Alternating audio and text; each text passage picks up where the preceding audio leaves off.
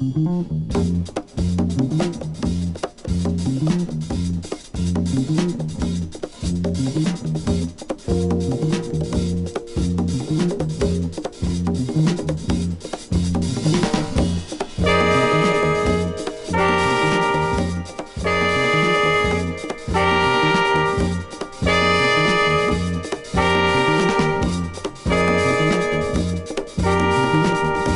a mission given to me by Woody Shaw, Sunship, Dizzy, and Billy Higgins, dedicated to pursuing a piece of our cultural heritage through interviews with my jazz heroes, this is The Jake Feinberg Show.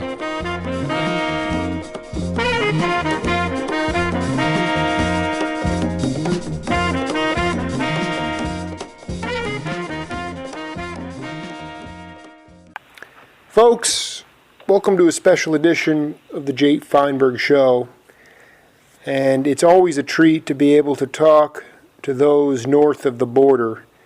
And my guest today is coming to us live from Canada. He was born in Winnipeg, and he is one of the most prolific and unheralded bass players in our history, in North American history. He's played with Oscar Peterson. He's played with Lenny Breau. And he has played, of course, with a very good friend of the show, Jake Feinberg Show, Pete Magadini, the drummer. And I think what my guest has done exceptionally well is be able to take his classical training and his love of classical music and blend that into all different other styles and idioms, and add his own accent to any of these albums. The album that I'm most familiar with is one called Polyrhythm, where he is featured on electric bass and is just right at home with sort of idiot-savantish people like George Duke and Magadini and Don Menza.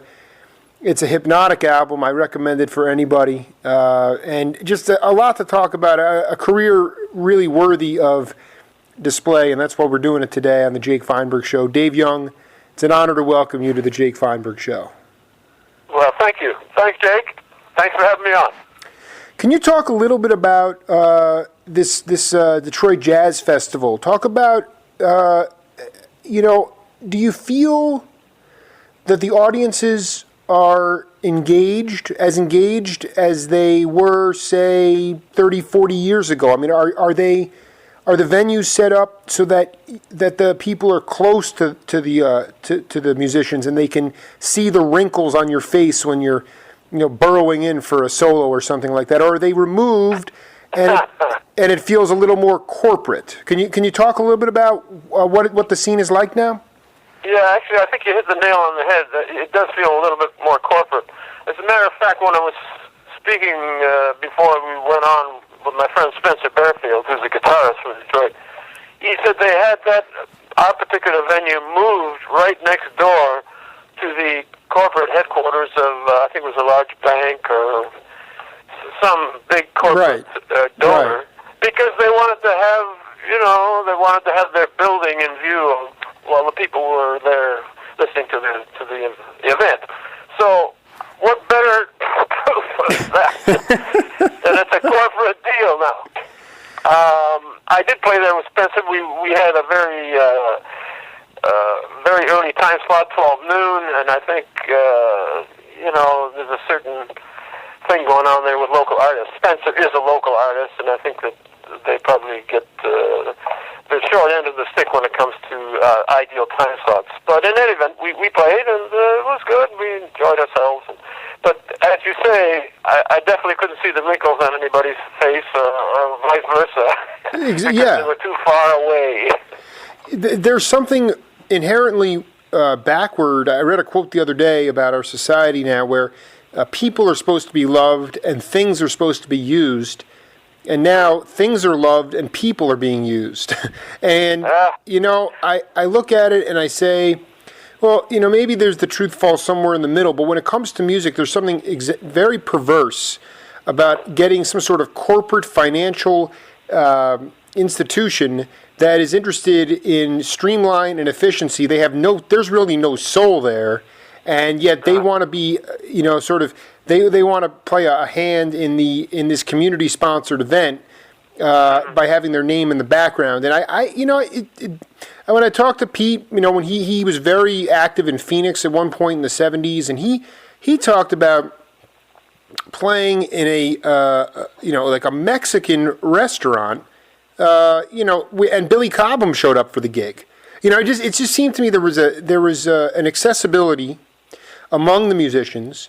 There was a propensity of places to play, and the overhead costs weren't so high that you could be mobile, and you had opportunities to create great music, and that nobody was getting rich off of it, and there wasn't huge dollar signs, so it was really all about the music. And I think that's why I want to go back, why I have been going back to talk to guys like yourself and Kenny Burrell and Joe Sample, Pat Martino, because these were the guys. You guys were all in the trenches at one time, and I just I know that going there and expressing yourself, especially with a player that you enjoy very much, is very important. But there's something there's just something missing. I mean, what aside from the bank needing its spotlight, what else can you point to that's different now as opposed to when you were playing live maybe 30 years ago? Well, I mean, I can't really speak for Detroit. I mean, I go down there 3-4 times a year, but as far as the Canadian scene goes and Toronto goes, we're in the same jackpot. It's a corporate-run jazz festival. They want to book acts that are verging on pop music because they claim that's what brings in the audience. So that's the difference today as opposed to 30 years ago. Today, you've got in a jazz festival, it's labeled a jazz festival, you've got world music, you've got rhythm, you've got R&B, you've got hip-hop, you've got everything. And maybe somewhere down the line, you've got a certain percentage of jazz. And I would have to venture to say here in Toronto specifically, it's probably about 20% out of 100.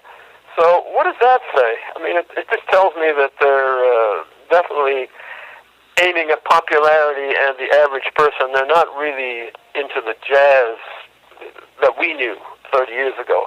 It's become a music festival, and they should call it that now. I mean, I have no beefs really, but I think that it's mislabeled as a jazz festival now.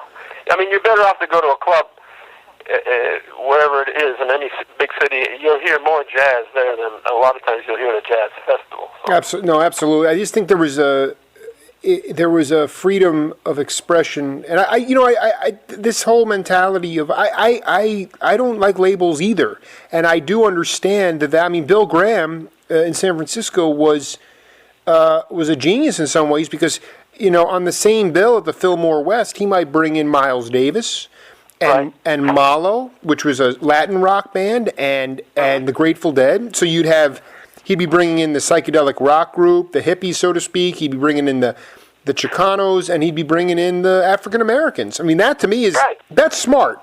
But if you're going to start, that was all live music being played by real people.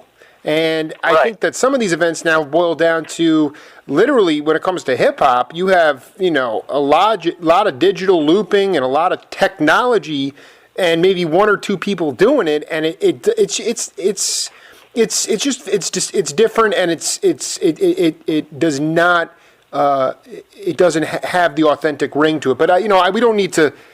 The bottom line is that we don't need to go into it too, but detail by detail. But you're right.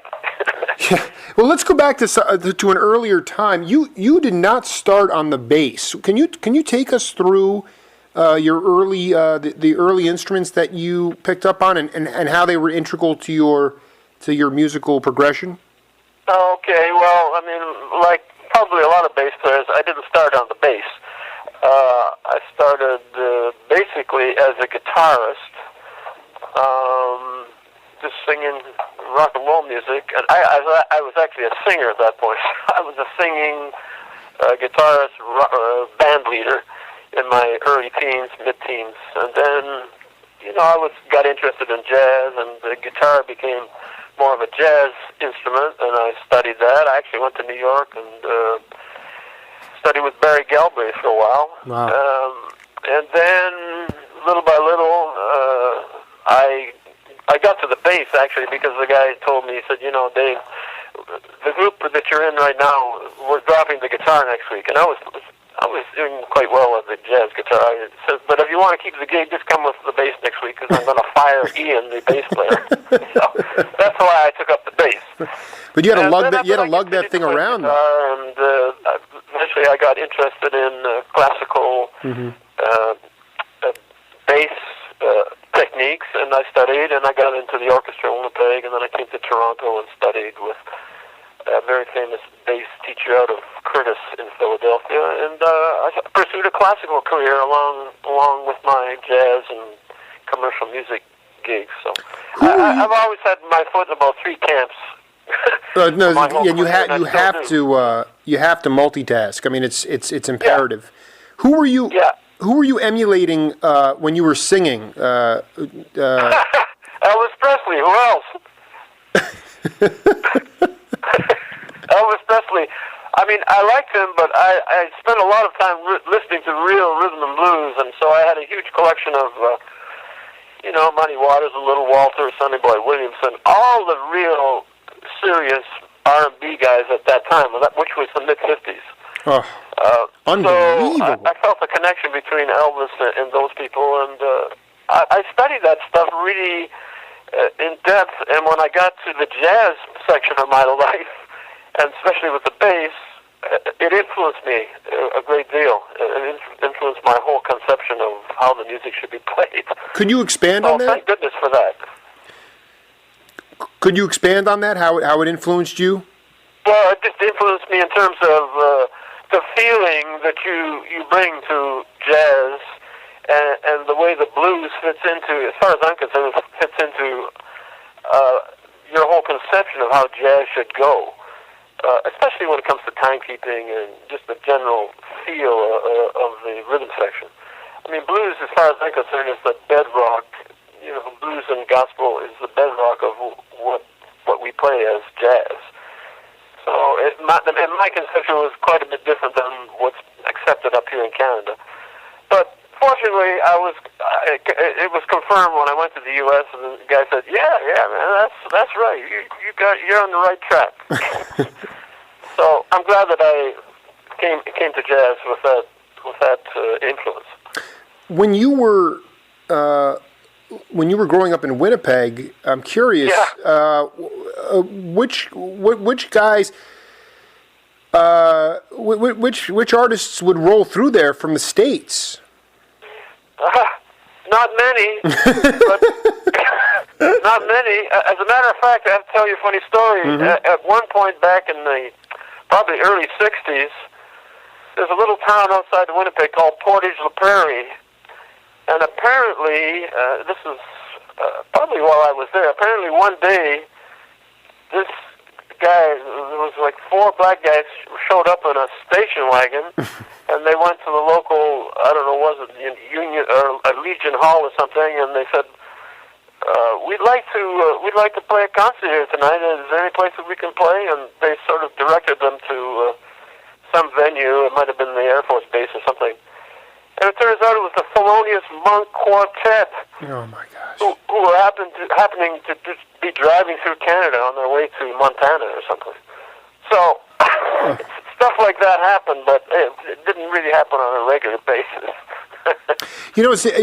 I don't want to go back. This is the last thing we're going to talk about as far as well, we can talk about contemporary the music scene today. I wonder very seriously whether Oscar Peterson, Dizzy Gillespie, Thelonious Monk would buy into. It seemed to me their individualism, and just using those 3 guys as examples, their individualism broke down any barriers. They were very true to what they believed was true music. And they would not have necessarily been compromised. They wanted to be paid fairly. They wanted their accompanists to be paid fairly. And I look at that as a major thing, is that there was, I want to get into this in detail, but because you obviously had a very intimate relationship with Oscar Peterson, but I mean, these guys were titans. And that leadership is not present today, or if it is, it's bought off. Yeah, I think somehow money, as we spoke about earlier, money influences how you play the music and what repertoire you're going to play and how you're going to play it. Yeah. Bought off is probably a good way to put it, but there are still guys, there's still lots of artists who will, they'll stick to their guns artistically and play what they want, but it's not always evident to me when I go down and hear a big concert at a concert hall. And I hear, okay, well, that's great, but I'd rather hear something that was a little more spontaneous and inventive than what I just heard. Right, and this is a lot of this is nuance, and I'm in a bit of a bubble here in Tucson. Obviously I grew up in New York, but I look back at the as a journalist and as a historian, I look back at guys like Nat Hentoff and Ira Gittler, and right. Even a guy like Bart Bull from Sounds Magazine, who wrote these liner notes for Polyrhythm. The point is that this stuff was chronicled either in local newspapers or on records. There were pictures to accompany the artists aside from the leader. That's where my passion for this comes from. I am not a musician. Okay. We don't talk. I couldn't talk theory with you, and I don't think it would. I think it would be a bit dry. To me, I don't think it's necessary. No, but to me, it's the fact that this stuff was valued. Art was curated, and there was an opportunity for you guys to get your name out and be heard. And I really do believe there's a bunch of young, burgeoning musicians, and people talk about technology and YouTube and the advent that you can create your own stuff and get it out there. But there's nothing like. I think that's the question I have for you is, when you started getting opportunities to play in a live setting, how did it build your confidence? I played live in live situations from the very beginning of my career, because growing up in a small city like Winnipeg, you were asked to play all kinds of music, and I think that's kind of a blessing for a lot of musicians. At least at my time it was, and I think it would probably be still good for a musician today. You might one day be playing a bar mitzvah, the next day you're playing, you're doing a TV show, right. The next day you're playing at a Broadway show and some outside theater, next day you're playing a country gig. It goes on and on. But that's we grew up playing everything. Right. But that's what they wanted from you. So you had your experience in every musical style, and I think that contributes to your overall knowledge and your conception when you get down to improvising and playing serious jazz. You would just. This is why I love having guys like Dave Young on the program, because what I've dubbed your generation is the jack of all trades generation. We were. It's incredible. And on top of that, we had to hustle and go out and get the gigs. The artistic gigs, anyway. But for instance, like in growing up in a town like Winnipeg, I've talked to other guys who, like in Florida, for instance, if they were very accomplished younger musicians, a lot of times bigger acts that would come through there, they wouldn't want to bring their own band, so they would recruit the really good, the really heavy artists, the cats that could play in those towns. So is that kind of, if there was a country gig, it wasn't necessarily local, but they would call on you and say, Dave, we got this, we need you to do this, or was it all really just Winnipeg-driven kind of stuff? Yeah, it was all just local-driven stuff. Mm-hmm. You wouldn't end up playing with any big country stars there, but I'll tell you, in Toronto, when I first came here, that's exactly what happened. Whoever, Wolf Carter or Hank Snow or somebody, they say, hey, we've got a gig, go and play 3 nights with this guy, and you would. But in Winnipeg, we were just, it's a country music, rock and roll town. That's what it is, and it still is. So you have to play that kind of music if you want to survive, initially anyway. And just have fun. That's basically what we were doing. We were having fun. Why was it so much fun, Dave? It was fun because you're always faced with new challenges, but the guys that you were working with were your friends. They had a great time. One of the best jazz members there, his name was Reg Callan. He loved country music, so we would go and play these gigs together. We were just laughing and having a great time, making it feel feel good and making him swing if we could, and we were having fun. I mean, that's really what it was about. You brought up Hank Snow, for instance. Like, how invigorating was that? Like, to have a guy of that stature come in and say, "I'm just going to go and play with some really good cats, local cats." So, like, he was doing a tour up here in Ontario, which took him to a lot of places, and I ended up playing electric bass in his group for maybe a week. I think that's very. Does that? And I enjoyed it. I mean, he was a historic. I mean, a big influence in country music. I really had a good time with that. And I'll tell you, Lenny Breau, who I grew up in Winnipeg with, he was one of the biggest supporters and players of country music, and you can imagine. I mean, country music was the way he started. So it was, it was his passion, actually, for the longest time. And I just think it was such an open time. Like you said, it was just swinging, and you guys were having fun. But it was so open that these guys would come, obviously already very much set in their stardom. Yet now, nowadays there's sort of like this very territorial aspect to bands. The bands need to stay together. Some do, but the idea that a big guy could come and play with three guys he doesn't even know. But you're just going to have fun doing it. That actually breeds that is progressive, man. That's a progressive way of thinking, and that comes from leaders. So when you shut that, I mean, that to me is extremely invigorating.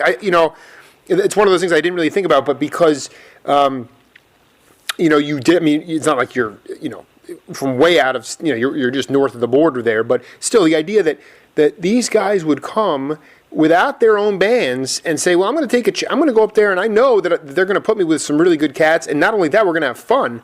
That's they know my music. I'll show them music if they don't know it, and we'll succeed at this. Let me just tell you one little anecdote. When I was probably in my mid-late teens, and I think I just started playing the bass, not more than 6 months, Sonny Terry and Brownie McGee came through playing at these roadhouses and doing their act, and I went and played with them, acoustic bass, guitar and harmonica, the way those guys play. And I went out, toured with them for a week or two out in Western Canada in the middle of winter. But there we were. We were out there playing real, honest-to-goodness blues. But they were quite happy with what I was doing and how I was playing the music, and they were overjoyed. They found somebody who actually knew about their music. So there you go. I mean, it can happen anywhere. The list of the list of Canadian musicians that I offhand am looking at here. Lenny Breau. You guys grew up together in Winnipeg. Mm-hmm. You had the great drummer Don Thompson, who was with Jerry Hahn and John. Yeah, Don is the bassist. Don is the bassist, and then Terry Clark was the drummer. Terry Clark is the drummer. The drummer, that's right. Okay, and then Ed Bickert, another one of my favorite, great guitar player. Great guitar player. Oh God, and then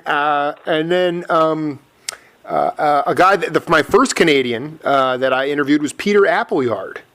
Oh, right. Well, he still plays, and I'm actually working with him this Sunday. We talked about you in our interview. In fact, he gave me a number. He gave me your phone number, or what he thought was, and it turns out it's some sort of Middle Eastern man who was very furious that I even called. So I had to call Magadine. That sounds like Peter. He's slightly disoriented sometimes. He's a great great, guy. man. That guy's a trip, and you know what? Like you said, he's still those chromatic vibes. It's beautiful. Oh yeah. He still plays with energy. I mean, he's got to be 83, 84 years old now, but he's still out there playing as much as he can. Talk a little bit about this 5-year stint with Lenny Breau. Who was in the quartet, and you call? I'm sure. Obviously, it was beloved for a lot of reasons. But if you could take a couple, talk a little bit about why it was so special for you. Lenny? Yeah, the quintet from 61 to 66 here. Right. Well, we first started playing together in Winnipeg, and that went on for, I guess, I left there in 66, the end of 66, so it went on for a good 5-7 years. And it was, like I said earlier, we played in every conceivable musical situation. we did a lot of TV work together, and it was quite amazing because Lenny was not a strong leader, but he only had to hear the arrangement once, and he sort of filed it in his memory, and he was almost flawless as far as playing the music, despite the fact that he could barely read. It was special because Lenny was always inventive, and he always came up with great ideas and beautiful chords. I mean, his harmonic conception, even at that point, was so far advanced because he'd studied. He studied all the recordings of Bill Evans, Oscar, I'm sure, and many of the jazz people. And he certainly went through all the guitar players, including Tal Farlow and Barney Kessel, and you name it. Mundell Lowe. Sorry? Mundell Lowe, Jimmy Rainey. yes. Johnny Smith. Johnny Smith was a big influence on him. Johnny Smith was a big influence on a lot of all them. those guys, and he worked out a lot of the stuff, for himself. And So he was a major guitar influence at that point, and I knew that sooner or later he would definitely leave Winnipeg, which he did. Well, who was in that quartet? Was it just a bunch of local cats?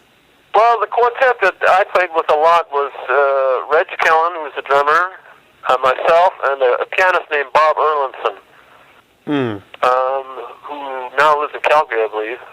So the bass chairs kind of went back and forth between myself and an electric bass player named Ronnie Halderson, who Lenny recorded, I think, something at Shelley's Manhole way back in the late 60s or 70s. So that was the quartet. It was a local group, and we just played in nightclubs and you name it. Wherever we could find a gig, that's where we were. And after that, after '66, what did you go to the States at that point, or what were you in your? Well, no, I moved to Toronto.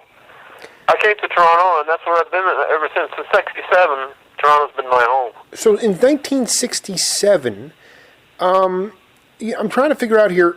I talked to the pianist Mike Longo, and he said that he was at a jazz school that Oscar Peterson actually opened in Toronto. I believe it was. Right, that would be in the earlier '60s.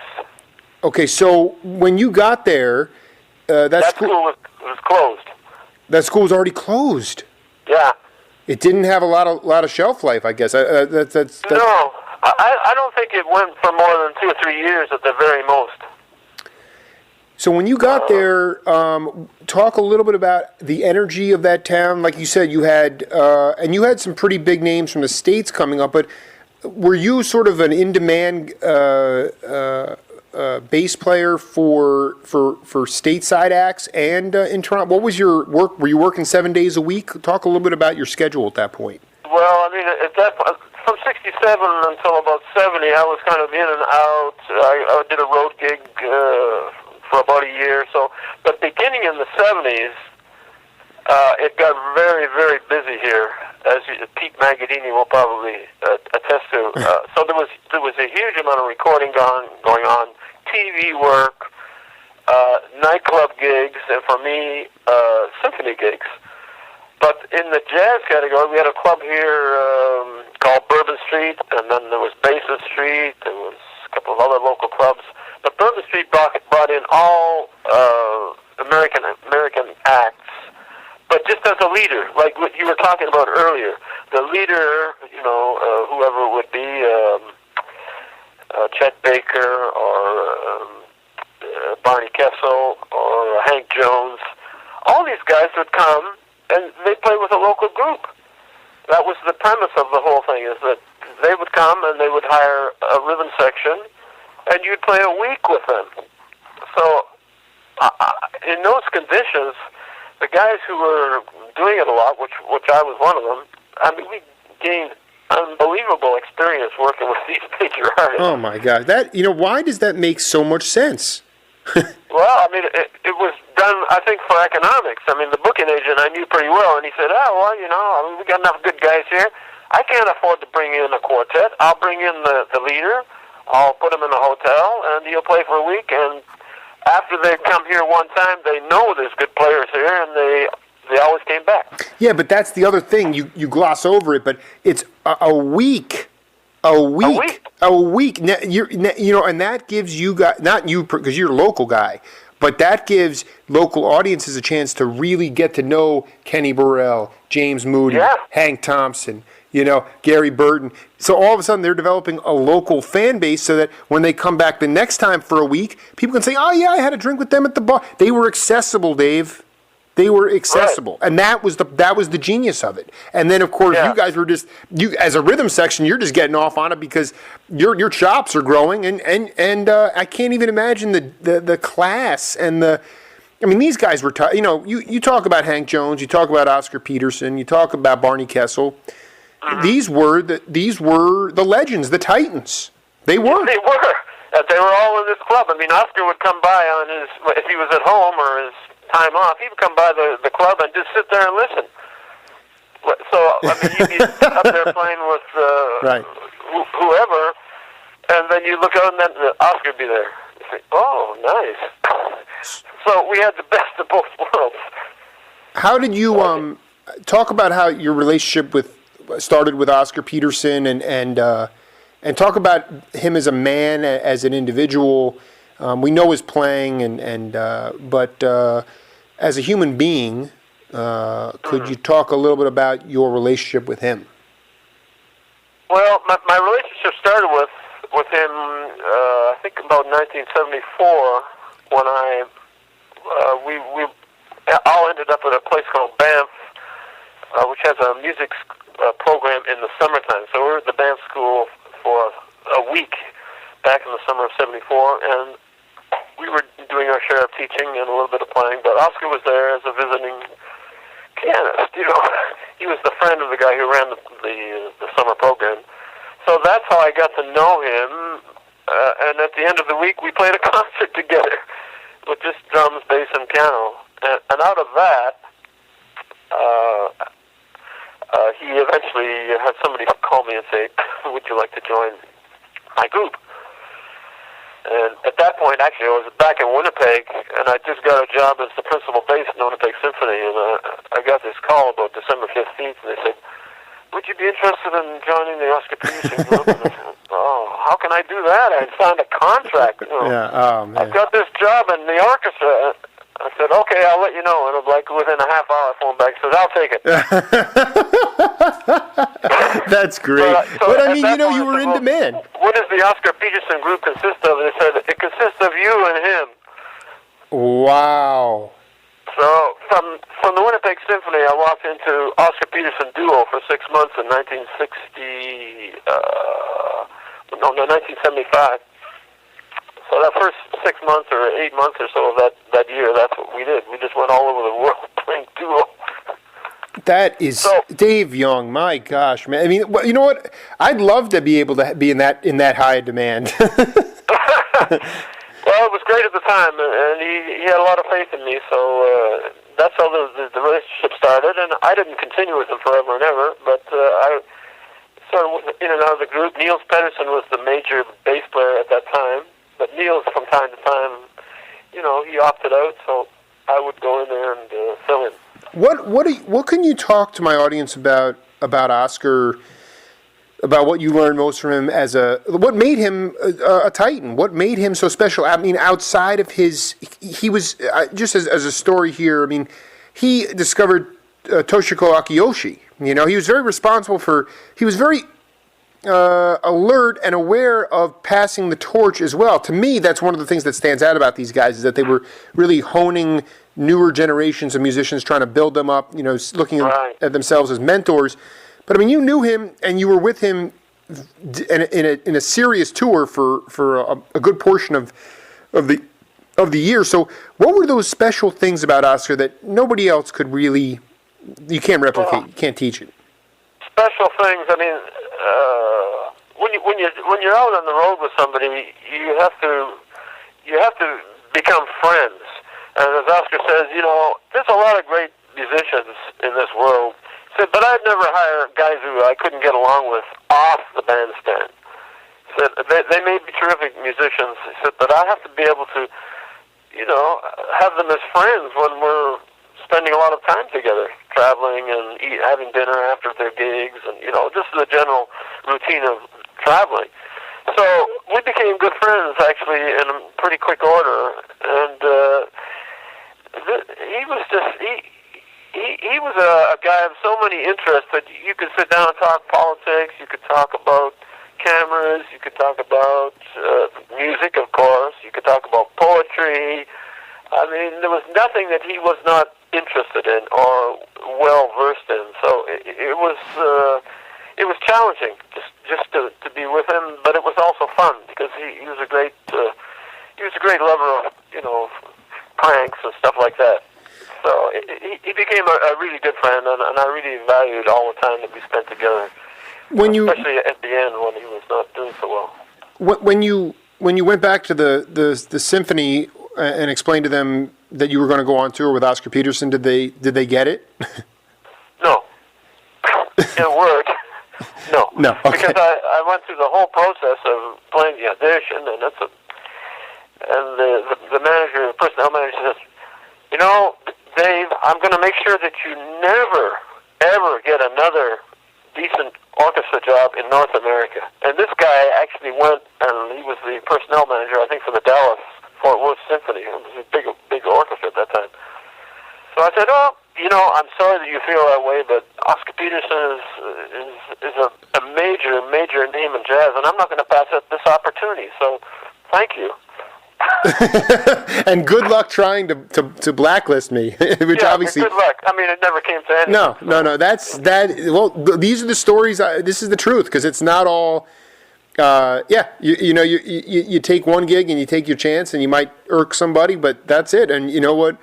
The call came, and it was in a duo setting too, which is just totally different than a quartet or a quintet. Oh yeah, totally. Especially when our first month was in Japan. So there I was, in Japan playing these gigs, and you had to know the stuff, and it was pretty traumatic. Let me tell you. Yeah, you were working through some stuff. But are there any recordings that have surfaced with you guys playing?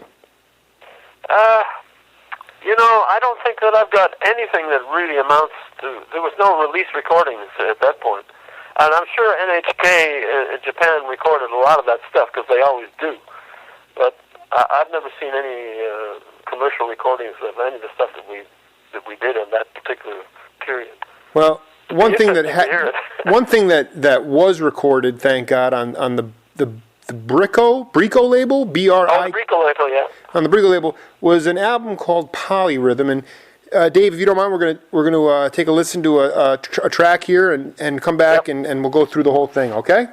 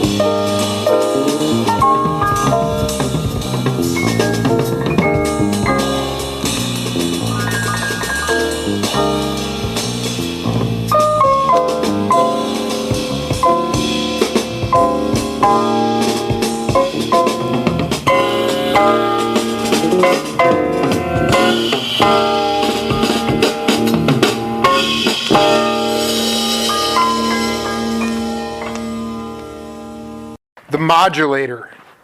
Yeah, the modulator. I mean, that I listened. I forgot completely about this.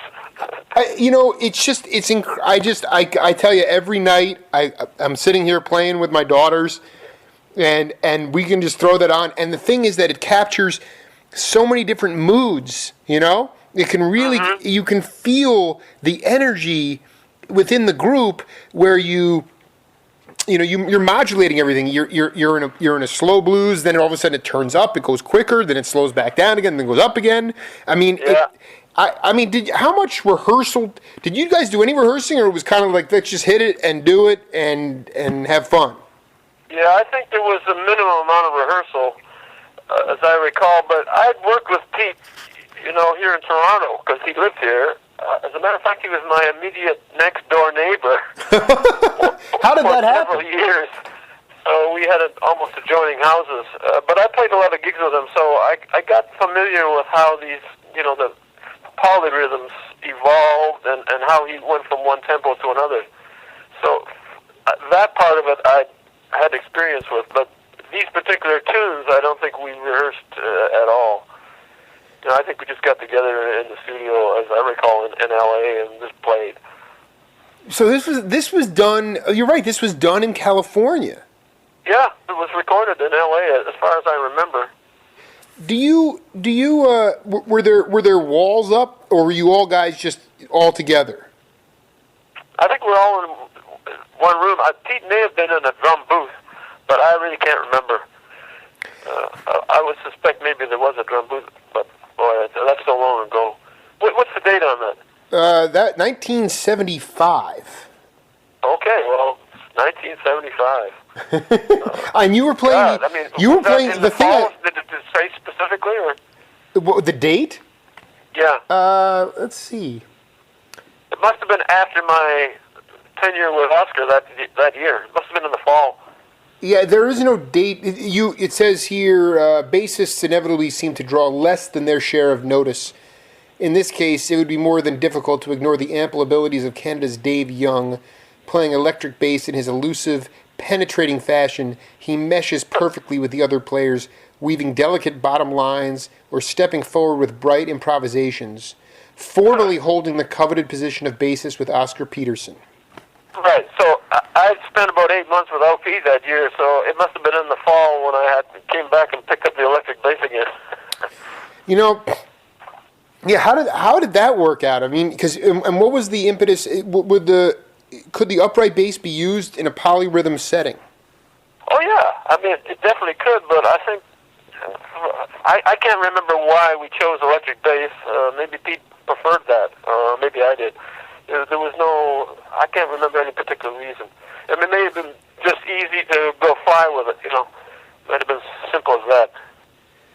Yeah, I mean, it almost seems one of the things that I like about the album in particular is that it seems to me that everybody was sort of given freedom to not necessarily solo, but really freedom of expression throughout the album. It wasn't like it was. There are times where I pick up on you going off on your own tangents, George going off on his own tangents, Pete doing his own thing, and then the tracks that Don's on. Obviously, he's a soloist as well. But I like that freedom where it's and that's the kind of music that I long to see in a live setting. You know what I'm saying?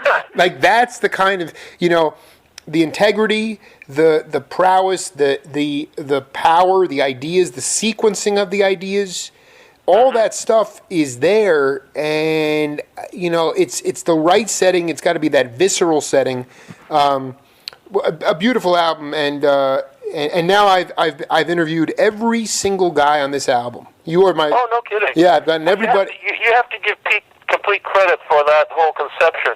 Of allowing people to solo and express themselves, because he was that way. While we're on the phone, I mean, Pete was one of my earliest guests because for a long time I was listening to Ali Akbar Khan and Mahapurush Mishra, the polyrhythms that were coming out of the school, and I was studying. So Pete was one of my first guests, and talk about, he's just one of these guys from your generation. I look at you guys as, Coltrane, Bird, Satchmo, Mingus, Moody, Dizzy, those guys are gone, and those guys would be considered the legends. But, if you look at your generation, how would you define the Magadinis and the Dave Youngs and the Lenny Bros? What is your legacy, and what do you still have to continue to give to our world? Well, I mean, as musicians coming up, we were just following in the line of swing and bebop and that whole era of music that went through the 60s and the 70s. And we were just trying to continue that style of playing. So I don't know whether we've contributed anything particularly new, but when we played that stuff with Pete, that was definitely something considerably different. I mean, he was he started that whole polyrhythmic thing, and actually, guys here, I don't think they really figured it out, and they're always going, "Oh God, polyrhythms! Don't tell me that's going to happen again." But no, I mean, this is a different, this is a conception that he's working on. You should let him do his thing. So there was a certain hindrance to that here, because we're in a conservative society here, jazz community. But I think he was able to allow that stuff to really develop in his U.S. connections, because I think you're more open to that. At least out west they were.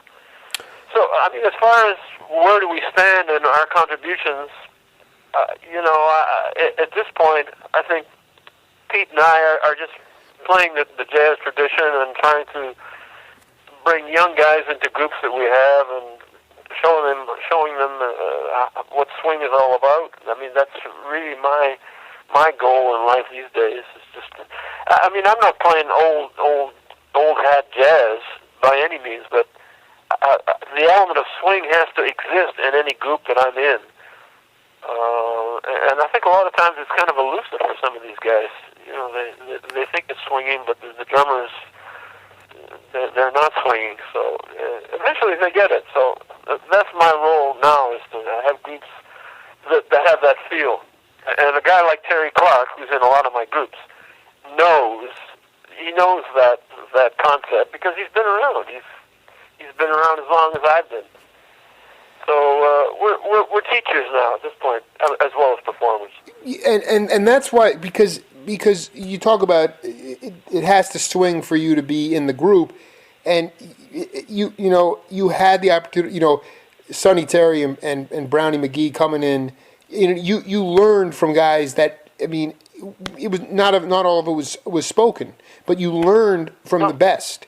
And now, it's imperative that because of those experiences, I look at you guys as a conduit to the future generations. You're the last generation of guys that can honestly pass along these traditions and understanding of what it really means to swing. You think you're swinging, but you're not. You learned from those before you. I think that is a huge responsibility in the cyclical nature of music, because I have no doubt that we've analyzed sort of our current context of where we are in the music industry, or as we say, the music industrial complex. And I have no doubt that cyclically it will change again, but it is, the onus is on you guys to take what you learned from those legends before and pass those along. And it sounds like you're already doing that and then some. Oh yeah, I mean, I teach at the University of Toronto here, and I have ensembles as well as students. But the ensemble is a major vehicle that I have to show these guys. This is the swing part of this music is really important. Don't ever forget that. The time that goes on. That's what builds and creates everything that goes on in ensemble playing in jazz. And the freer it can be, the better it is. Do you talk to them about the music within the silence? The idea that letting the music breathe and not being just blowing notes for the sake of making music, but the idea that breathing. I think of this mainly when I listen to guys like Cal Jader, or Peter Appleyard. The idea that you can play and then let those notes resonate, and by not playing, there's music within that silence. Oh yeah. And is that a concept you work on with some of the young guns as well? Well, I mean, obviously space is just as important as all the notes that are filling up. So you got to leave some space when you're soloing. And young guys tend to they learn all their stuff in the practice room, and then they can play all their stuff, But they seem to initially they forget about the space. So you have to keep reminding them that a couple of whole notes or maybe a half note rest is sometimes a lot better than 85 million 16th notes. I mean, that's what it comes down to. Mm. Have you had a chance to reconnect with Magadini in a playing forum recently? I have not. No. Actually, we're still in touch. My plan was to go out there actually in November. But at this point, that's kind of up in the air, and I was going to actually come down to El Paso because I have a good friend down there, Kurt Wong, and we've done a lot of playing together over the years. My brother lives. I will definitely connect with Pete and Kurt. Well, no, I was going to say, if you come to El there. Paso, my brother lives in Las Cruces. If you're going to play there, I will come out there and see you.